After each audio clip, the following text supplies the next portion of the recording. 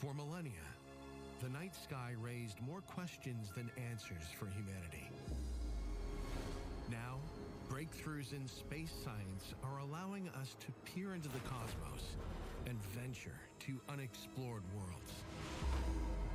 New and wondrous views reveal the greatest mysteries of the universe. Epic discoveries, not only in our solar system, but in the far reaches of our galaxy.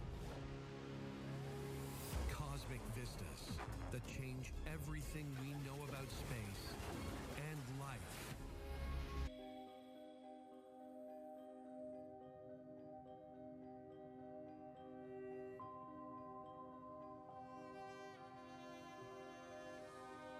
Beholding the mysteries of space, we see that everything in our solar system is moving, rotating, spinning, orbiting.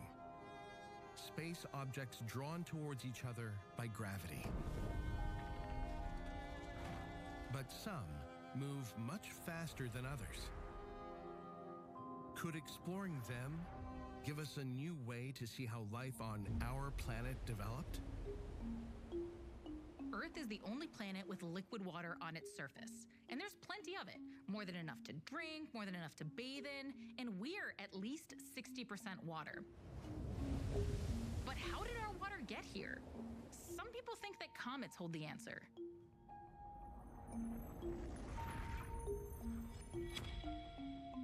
Basically, a comet is ice, dust, and little bits of rock, kind of like a cosmic snowball. And in space, there's no limit on how big it can be. So some of these comets can be literally miles across, and that's just the nucleus. These are remnants from the birth of our solar system about 4.6 billion years ago. They originate from the same gases and dust that formed the sun and planets, but they remained in the colder outskirts of the solar system, hence their icy cores. Scientists believe that comets come from two of these frigid regions. The Kuiper Belt beyond Neptune, one of the coldest planets, and the Oort cloud, which begins 1,000 times further from the sun and is believed to surround our solar system. Scientists have discovered around 4,000 comets that we know of right now, but there may be millions, billions, even trillions of them out there in the Oort cloud and beyond. Gravitational forces can nudge comets out of their icy neighborhoods and into the inner solar system. When we see a comet, it's because our sun has heated it to the point that its ices turn to gas. Two tails are formed. We rarely see the faint gas tail, but can often see the dust tail. And these comet tails can be millions of kilometers long. When you see a comet in the sky heading downwards, you might think it's coming towards the Earth, but it's actually flying by in its orbit around the sun.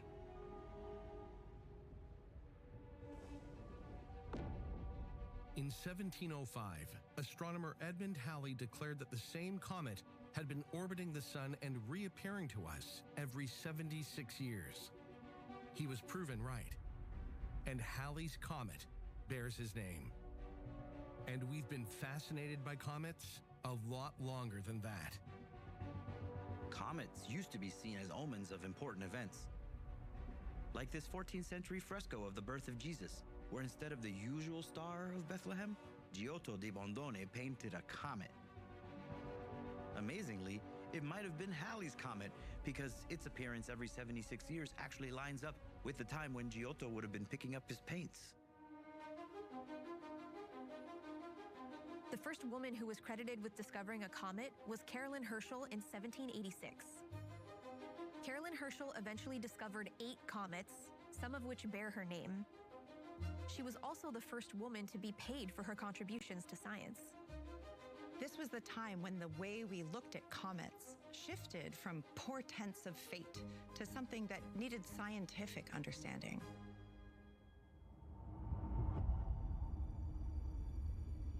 For hundreds of years, we believed comets were made only of dust and gas. the crucial discovery of their frozen liquid cores is very recent. It was only in 1950 that astronomer Fred Whipple theorized that comets were icy conglomerates made up of frozen water, ammonia, methane, carbon dioxide, and dust. But Whipple's theory that comets were made largely out of ice was really controversial at the time, and a lot of scientists didn't buy it. If comets did contain water, that led to a fascinating possibility. One theory goes that comets crashed into Earth 4 billion years ago and brought water to us. But in order for this theory to become fact, we'd need to actually analyze water from a comet.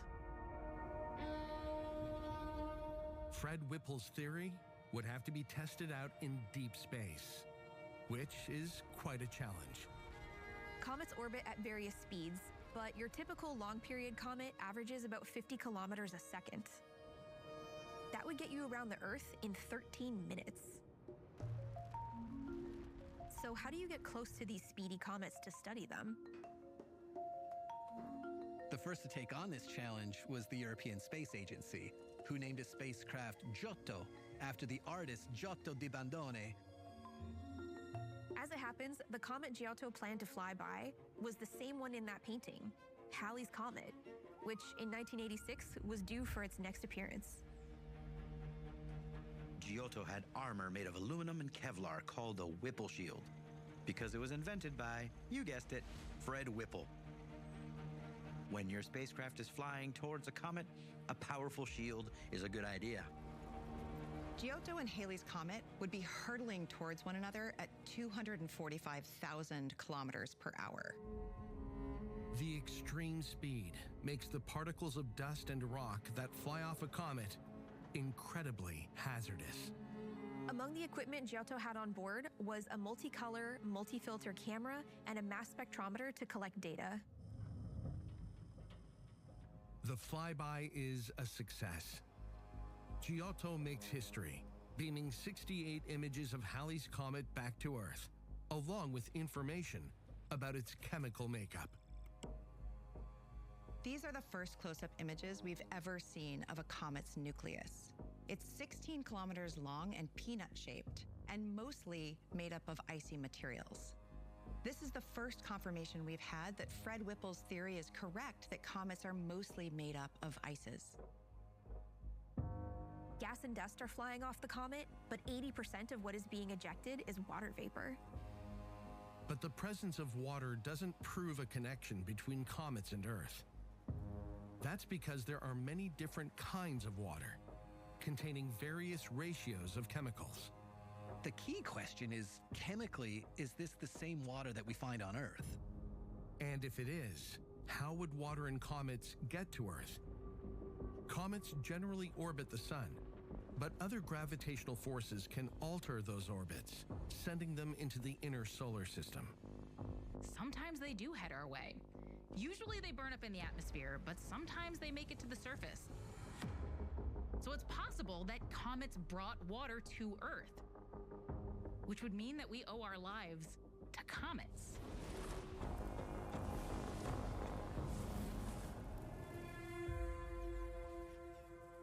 If comets contain the same kind of water that we have on Earth, it's possible that our ability to live is due to these speedy objects in the sky. So since the 1970s, space agencies have been developing missions to discover more about what's inside comets. Take off and décollage. The European Space Agency's Giotto spacecraft was the first to fly close enough to a comet to see that it mostly releases water vapor. But further analysis was needed. The instruments aboard Giotto weren't able to collect and analyze the water vapor. So the European Space Agency doubled down on another mission to a comet. And how do you improve on a flyby to a comet? You actually land on it. The 2004 mission was named Rosetta. The spacecraft traveled for 10 years to reach the target comet. And on final approach, as the comet came into view, the Rosetta team got a big surprise. Having seen Halley's Comet's peanut-shaped nucleus, they thought that this comet would be more of the same. Rosetta was the first spacecraft to orbit a comet, so you can imagine your shock when, depending on the angle, the comet looked either like a 4-kilometer-long champagne cork or a rubber ducky. That complicated shape was perilous for Rosetta's landing module, Philae. For years, scientists had planned to find a flat, smooth landing site where Philae could touch down safely. To be able to calculate the landing of a robot on a comet is as complicated to me as getting a mosquito to land on a flying bullet. Hoping for more insight into how comets may have brought life-giving water to Earth, the Rosetta team meets the challenge.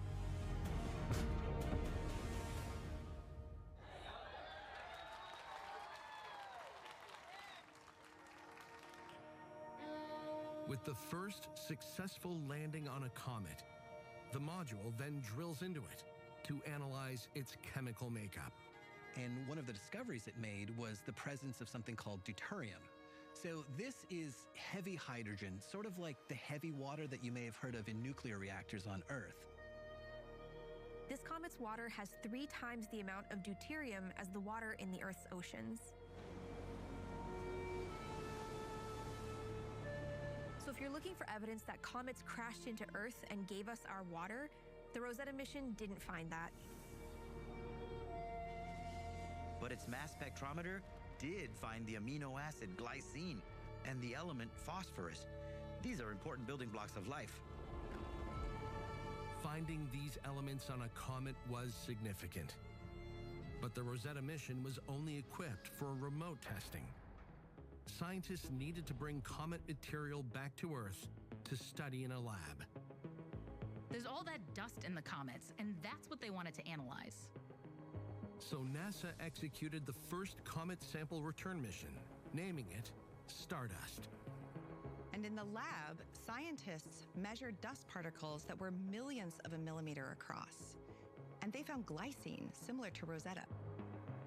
Stardust also found minerals on the comet that came from other regions than where we thought comets were formed, showing that elements in space are even more on the move. But to find out whether comets contained Earth's kind of water and may have brought it to our planet, we still needed more evidence. We had to dig deeper into a comet than ever before. 3, 2, 1. We have ignition and liftoff of a Delta II rocket carrying Deep Impact. The aptly named Deep Impact mission carried 2 craft, an impactor and a flyby analyzer. The plan is to have the impactor crash into the comet, and it will be completely annihilated by that impact. But the material that it ejects into space, that will be there for the flyby spacecraft to analyze. As Deep Impact makes its final approach to the target comet named Tempel 1, the timing is crucial. The impactor has to be released from the flyby spacecraft at exactly the right time, at exactly the right speed in order to hit the comet.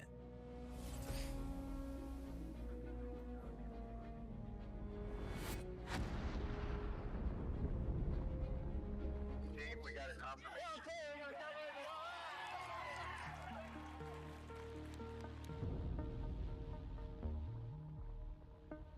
The impactor crashes into Tempel 1 with a force of about 5 tons of TNT. This was the first time in history that we were able to pierce a comet, and so now is the first chance we had to really see what mysteries it would unravel. And getting under the surface reveals something we hadn't seen or known before. Some comets are fairly empty on the inside. They're not the solid objects we'd assumed they were. Most importantly, Deep Impact discovered that Comet Tempel 1 did indeed contain water ice. And the water ice discovered was chemically similar to the water we have on Earth. For those scientists that believe that impacts from comets early in the Earth's history were the way that water was delivered to the Earth in the first place, the data from Deep Impact suggests they might be right. For centuries, many believed life developed through gradual processes here on Earth. But did we get a kickstart from crashing comets? Further exploration of this fascinating possibility was to come. Could these fireballs have brought water to Earth? The evidence gathered from dozens of missions mounts. Space-based telescopes can collect images that are free from atmospheric turbulence and disturbances. Ground-based observatories can utilize very large mirrors and other fantastic technologies. But there's also a third way. To learn more about the chemical makeup of comets, NASA used an airborne observatory called SOFIA. The Stratospheric Observatory for Infrared Astronomy flew in a repurposed 747 at the same level of the stratosphere as commercial airlines. Yeah, 846 is 370 turning right to 100. SOFIA was equipped with a 2.5-meter diameter telescope, allowing it to study far-off objects. In 2018, it observed a comet and was able to measure the chemical makeup of its water content, discovering similarities to the ratios found in our oceans on Earth.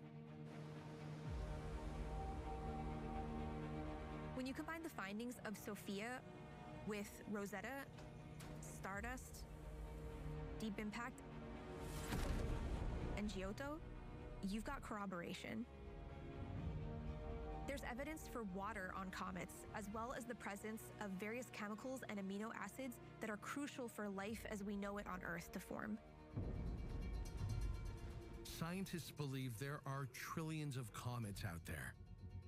If they did bring water and elements of life to Earth, could they have brought them to other planets as well? From what we've just learned about comets, we may have made the best case yet for the building blocks of life existing throughout our galaxy. And as we seek to learn more about how life developed, we also examine the places where space objects land.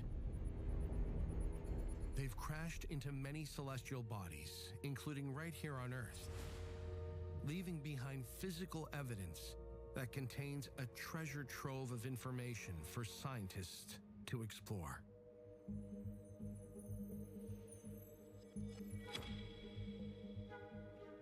Whenever you have a small object that thwacks into a bigger object with enough speed, you get an impact crater. The crash E could be a comet, a meteorite, or even a spacecraft. The target is a moon or a planet, and it will end up with an impact crater, unless, of course, it's made of gas. On Earth, many impact craters are evidence of huge destruction. In the Arizona desert, it's hard to miss the 1,200-meter diameter Barringer crater. Barringer isn't just a big crater, it's a big deal because it's the first crater on Earth that was proven to be the result of a meteor impact.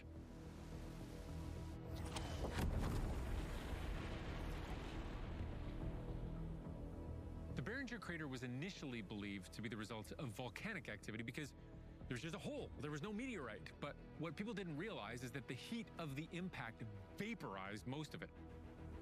Examination of this crater reveals more surprises. The impact changed the geology of the surrounding rocks.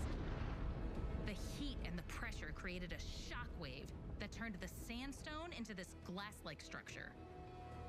It also shocked quartz, turning it into different kinds of minerals. So these craters aren't just scenes of impact, but of chemical change. And in Canada's Arctic, we find the Houghton Crater, where evidence shows that powerful impacts may create the conditions for new life to thrive. This is a crater that scientists believe was formed by an impact over 30 million years ago. The heat and pressure from the impact were intense, enough to actually melt the rock. but it also created fissures or cracks in the surrounding rock where groundwater could come in. And this is an incredible habitat for microbial life protected from the harsh environment outside. And there's a crater in Labrador that allows us to understand exactly what it's like when an impact takes place on the moon. This is a crater called Mistastin, which is made of very similar rocks to the lighter toned grays that you see on the surface of the moon. Astronauts from the Artemis program have been to Mistastin to better understand what might be found on the moon and what type of samples we might want to collect.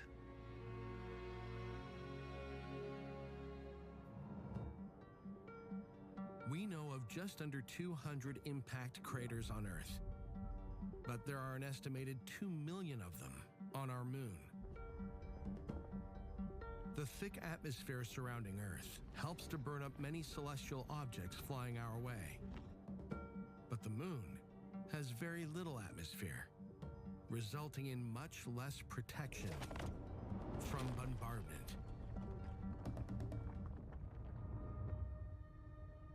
The moon doesn't have any vegetation or tectonic plates moving around to create geological change, so it hasn't changed the same way that we have. And that makes it a window into the secrets of the past. Nothing obscures the moon's millions of impact craters and the insights that they contain. Look at that.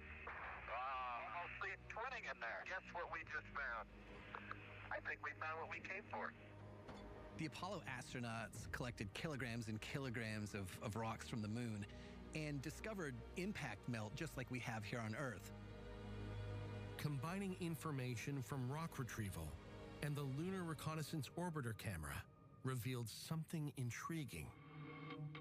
Over 100 craters with impact melt that all dated to about 4 billion years ago.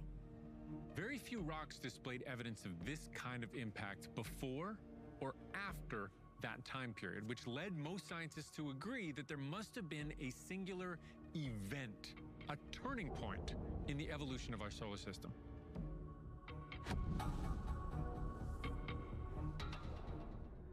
Scientists call it the Late Heavy Bombardment. It's called the Late Heavy Bombardment because it's believed to have occurred hundreds of millions of years after the formation of our solar system. And bombardment because, well, everything, everywhere got bombarded with asteroids.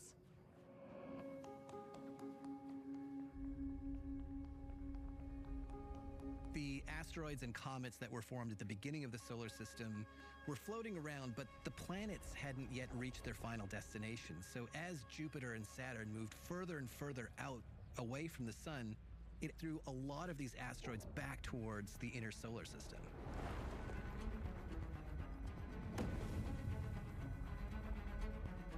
But did that bombardment also bring our planet the ingredients for life?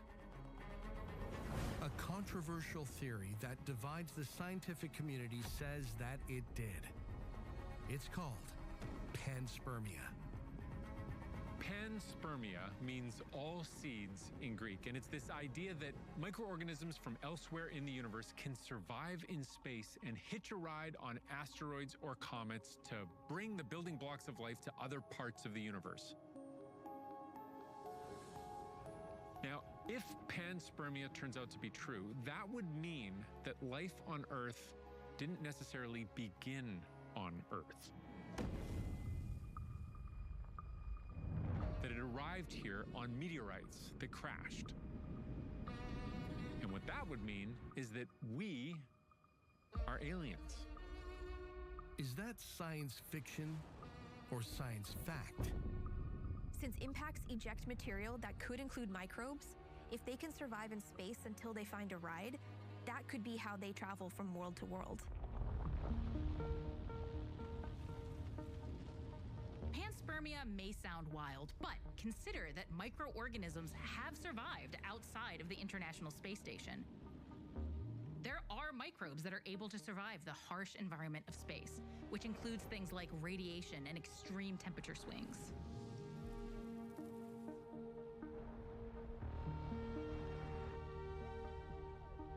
Regardless of their opinion on panspermia, scientists are researching and testing this.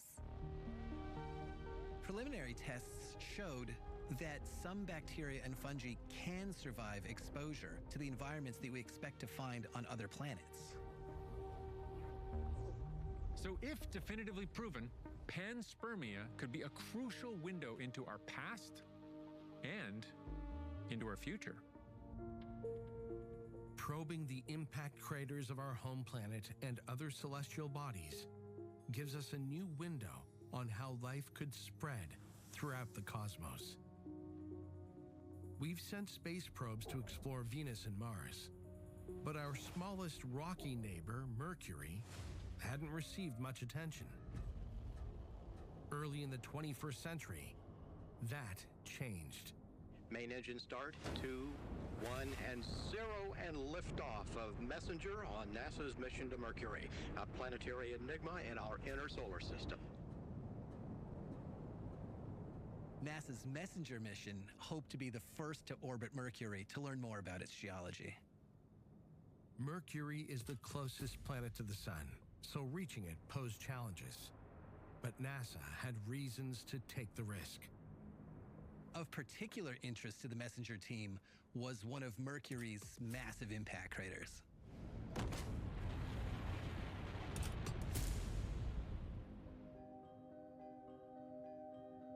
The planet with the most impact craters in our solar system is also the smallest, Mercury. It's about the same size as our moon and has a similar lack of atmosphere, which leaves it vulnerable to celestial crashes.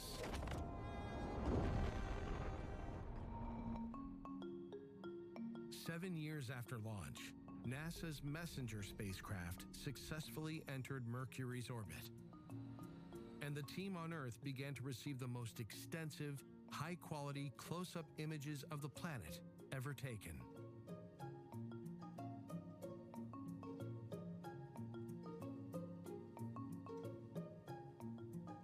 NASA was hoping to learn more about a huge impact crater there called Chloris. Images and data of Chloris revealed the crater dated to the time of the late heavy bombardment. The Chloris Basin was an impact crater that ended up being much larger than expected, about 1,500 kilometers across, which would get you from Spain to Germany.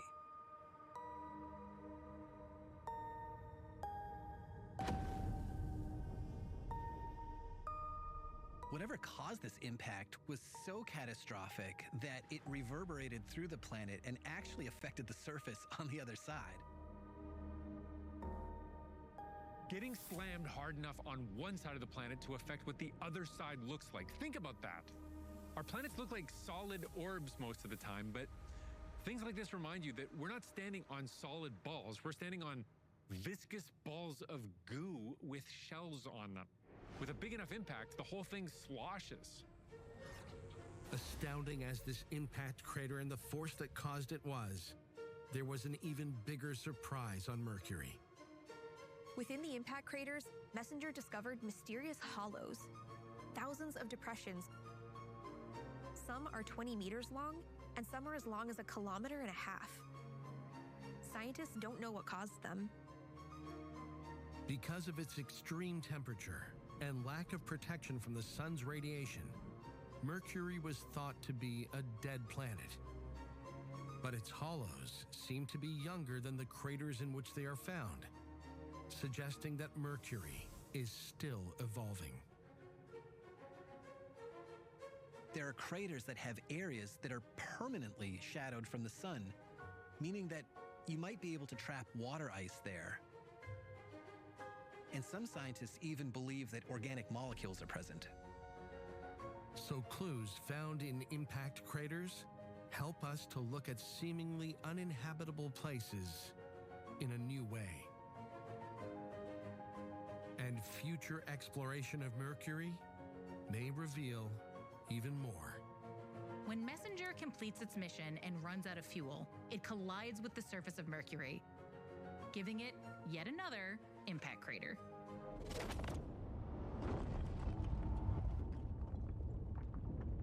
studying this impact crater can tell us even more about Mercury.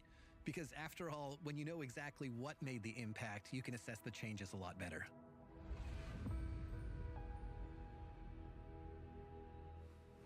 It's more evidence that these fascinating craters hold, bringing us closer to discovering how organisms travel through our solar system. But will we find more than that? Will we also find advanced life forms? Life is on the move throughout the cosmos, and that includes us. With our rapidly evolving technologies, we are on the move, refining our tools and methods to explore deep space, all the while hoping to answer the ultimate question. Are we alone? Is there life on other planets? We ask that because in all our exploration, the only place we found it is here. Recent estimates suggest that there are at least 1 septillion stars. That's a 1 followed by 24 zeros. So come on, there's intelligent life orbiting around at least one of them. We all want to believe. We all hope we can find evidence of life somewhere in space. But because we want that, it makes it all the more risky that we're going to trick ourselves into believing something that isn't really there. And when it comes to our quest to find life off Earth, false positives often come along for the ride.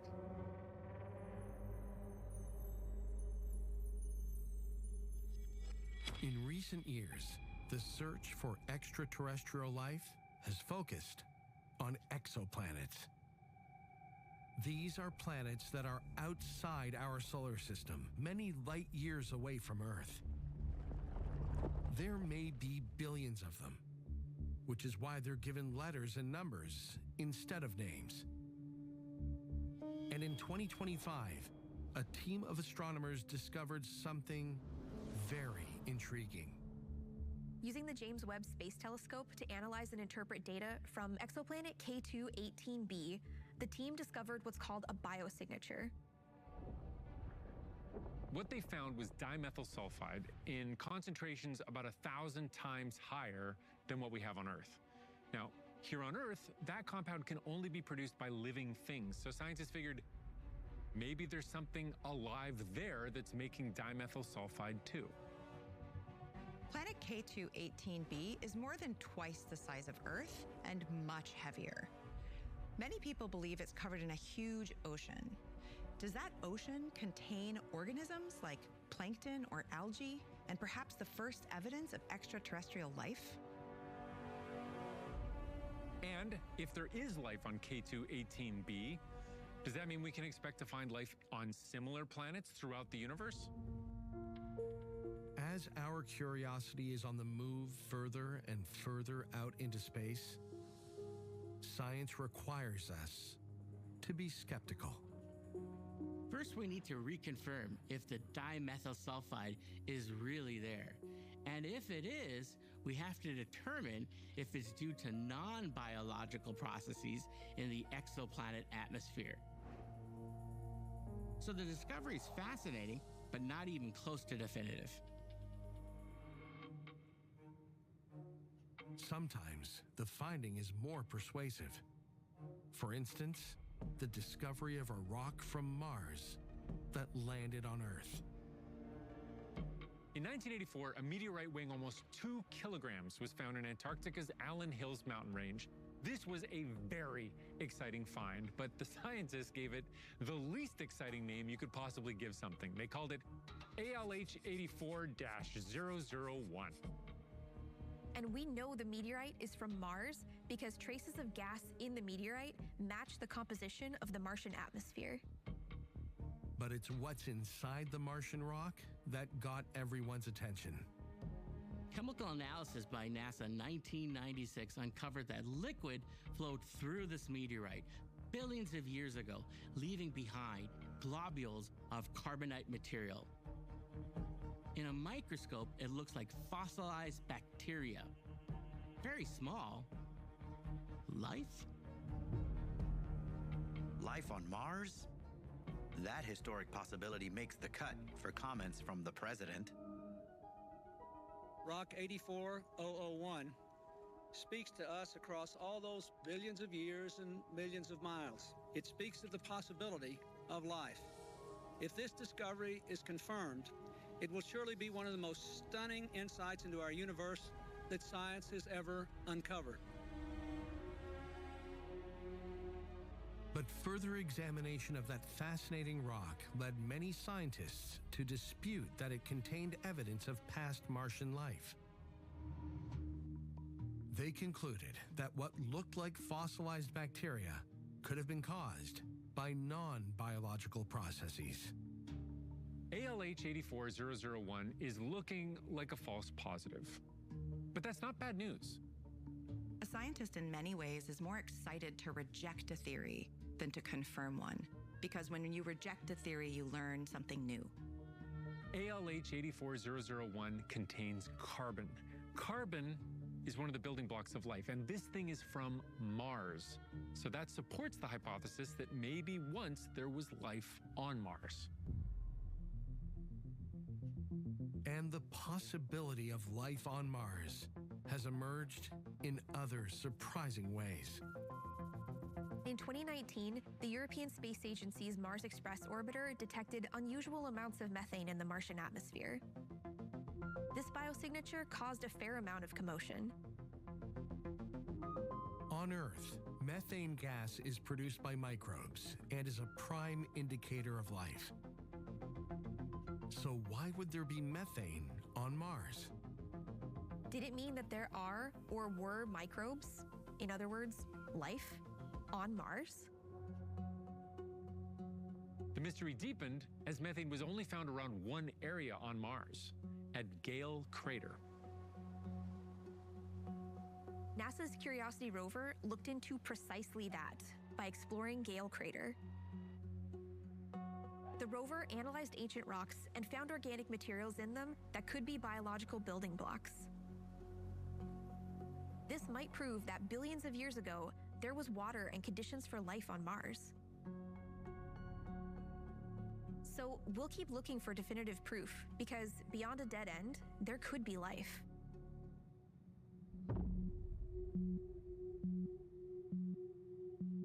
While methane gas is largely a result of biological processes, that breakdown of organic material can also occur geologically. One way is through the very cool term serpentinization, where rocks, water, and heat all interact underground, releasing methane and hydrogen gas. And the interaction of these gases may lead to the formation of biological hydrocarbons.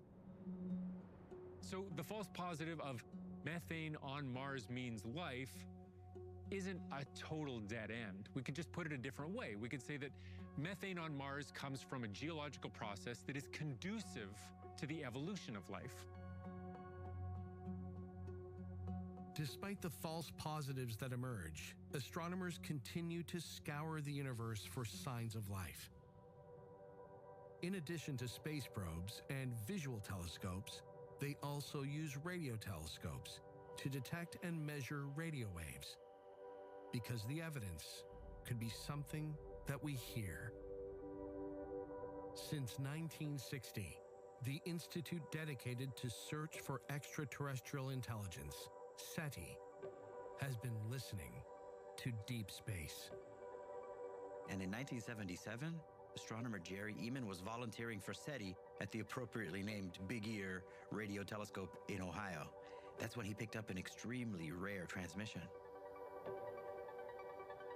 It was a radio signal that lasted 72 seconds and appeared to originate from 1,800 light years away. Jerry Eman had never seen anything like it and wrote, "Wow," on the observing log. Along with biosignatures that point to evidence of life, there are technosignatures that point to signs of intelligent life. A lot of people thought the WOW signal fit the bill, so they asked who or what was behind the technology that produced that signal. Was it a message that someone out there wanted us to find? But the WOW signal never repeated. Science requires corroboration, and theories began to emerge that challenged the idea that the WOW signal had an intelligent origin. Some scientists suggest the signal was due to a rare event where an energy emission from a star collides with a cloud of hydrogen gas, causing it to suddenly become brighter. This would result in the hydrogen gas emitting radio waves. All that excitement about the WOW signal being intelligent life trying to reach us? Well, it turned out to be a false positive. But the next strange radio transmission could be the one. Radio astronomers and astrophysicists keep on the move, probing and exploring data from deep space because past analysis has led to extremely important discoveries, sometimes directly connected to a false positive. In 1967, 24-year-old Jocelyn Bell was working on her physics thesis at Cambridge University. She helped set up the miles-long radio telescope antennae at the school and would analyze the data it collected. It was November when Miss Bell was shocked to discover a radio signal that originated from 200 light years away and repeated every 1.3 seconds.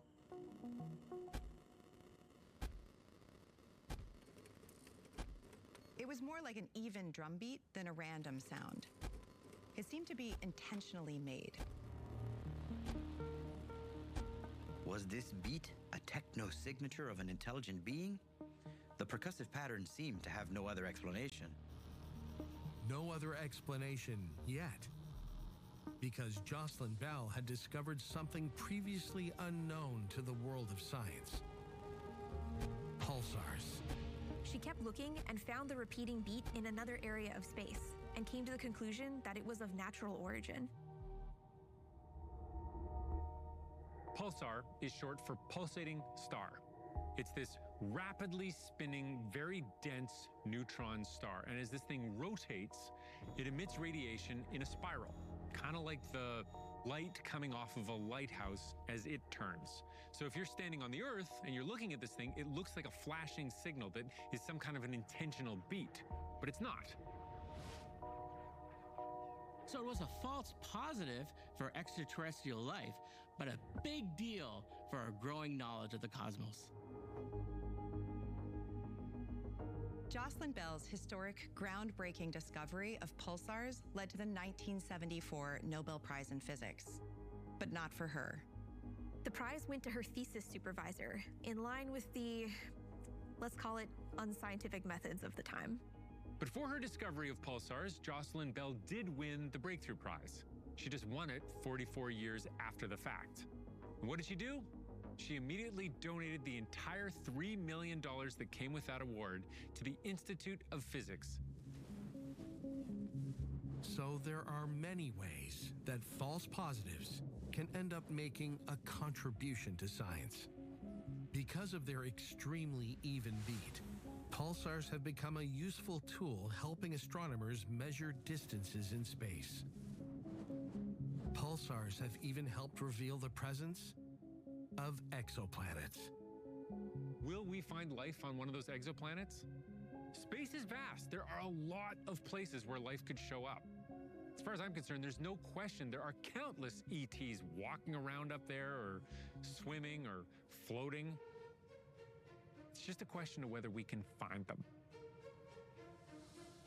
What's amazing is that we have the tools to even ask the question, is there life out there? The false positives that emerge are not setbacks, but milestones in the quest for more knowledge. It's looking increasingly likely that life migrates between celestial bodies. Whether it's crashing comets bringing water and new life, microbes hitching a ride on asteroids to find a new home in an impact crater, or human curiosity on the move further out into deep space, searching for signs of intelligent life. Everything in space is moving and seeking to survive.